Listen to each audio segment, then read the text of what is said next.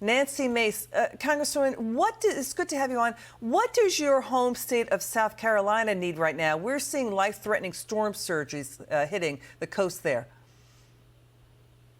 It may be some of the worst storm surges that South Carolina has seen since Hurricane Hugo 33 years ago. Just about an hour north of here, I'm in Charleston, South Carolina right now, in Pawleys Island and Garden City, just south of Myrtle Beach. Devastating images and video of homes underwater, retail underwater. It's going to be devastating cleanup for days and weeks to come. So what we hear and see Florida, they need energy, they need potable water. I mean, literally parts of the grid are totally offline still. Fortunately, South Carolina is no stranger to these kinds of storms, much like Florida. And when Hurricane Ian hit South Carolina, it was a Category 1. We have about 100,000 residents along the coast. It fluctuates that still do not have power. But that is nothing compared to the millions of people that are still out of power, that are stuck, that aren't able to get out of their communities, their cities, their towns.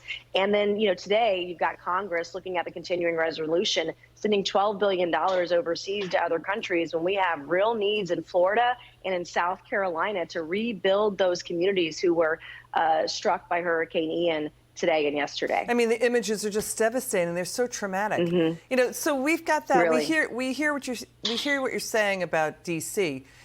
Speaker Pelosi put Twitter into a meltdown today with what's being called an indelicate comment about Florida. Watch this. We have a shortage of workers in our country, and you see even in Florida, some of the farmers and the growers saying, "Why are you shipping these immigrants up north? We need them to pick the crops down here."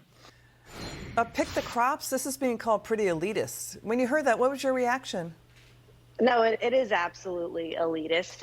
There's no doubt that Americans need work, want to work, are willing to work, and then to talk about immigrants in that manner, it is truly an elitist situation. But Pelosi's no stranger to gaffes, and neither is President Biden. He had a major gaffe as well this week. It's kind of embarrassing what Nancy Pelosi and Joe Biden and Kamala Harris, that they're the leaders on the world stage right now. Congresswoman, let's get back to the hurricane. We've got a curfew in Lee County. That was going on. It covers Fort Myers and Cape Coral.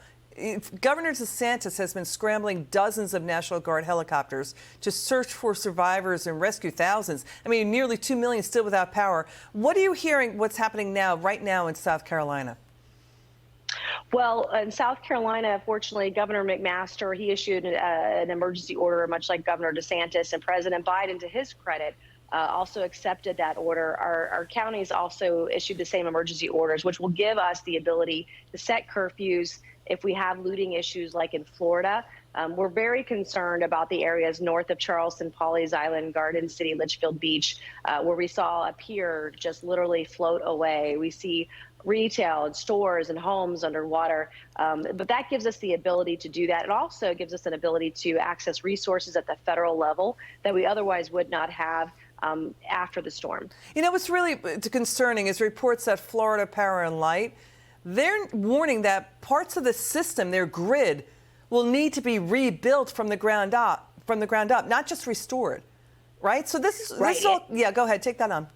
Well, I was going to say, some of the images you saw, yesterday they were hit with flooding from the storm, and then today houses were burning to the ground, and they have the electrical grid issue. And you look at the infrastructure bill that we did last year, I would much rather have us be able to have the ability to power our grid, secure our grid, even more importantly, than put like electric charging stations all around the country that are already being done in the private sector. There's no reason for government to compete. The green new energy that's in the infrastructure appropriations that we've been looking at and voted on last year and are going to spend, that money would be much rather be used on real infrastructure needs, traditional roads and bridges, particularly like we see right now in Florida. It's devastating. That's the point, right? I mean, it's about common sense leadership in D.C.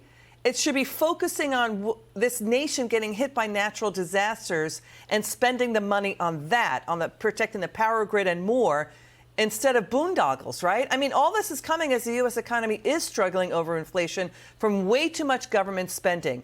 We need more, supplies coming in that sense, and not the government money printing and spending. Let's watch former top Obama and Clinton official Larry Summers and how the government did wartime spending without a war. And now Florida and South Carolina need help. Watch this.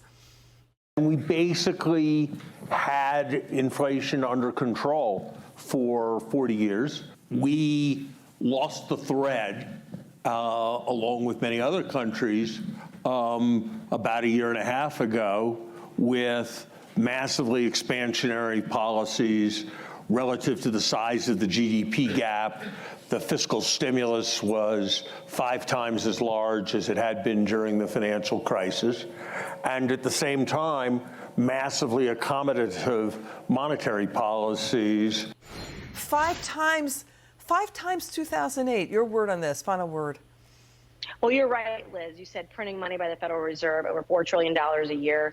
Wages are not keeping up with inflation. Inflation at a 40-year record high. The price of everything going up, including gas right now, and it will continue to go up. And you can imagine Biden will blame the hurricane for that, but that's not. It's all Biden's policies. They've been wrong for America. And I'm looking forward to Republicans winning the House very soon. Congresswoman Mace, thank you so much, and good luck with your state of Florida. South Carolina, your home state. Thank you so much. We'll be staying on top of the story.